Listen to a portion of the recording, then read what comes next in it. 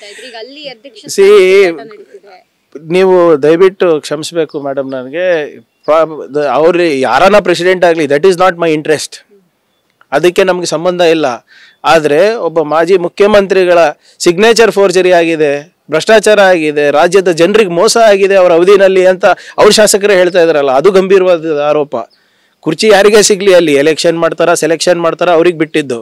But ಇದ್ರ ಬಗ್ಗೆ ವಿಜೇಂದ್ರ ಅವರು ಭಾಳ ಸ್ಪಷ್ಟವಾದಂಥ ಉತ್ತರ BJP ಅವರಿಗೂ ಕೊಡಬೇಕು, ರಾಜ್ಯದ ಜನರಿಗೂ ಕೊಡಬೇಕು.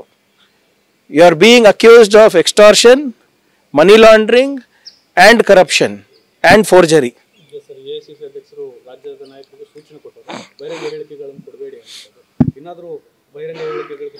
ನೀವು ಹಿಂಗೆ ಕೇಳ್ತಾನೆ ಇದ್ರೆ ನಾವ್ ಏನ್ ಮಾಡೋದು ಹೇಳಿ?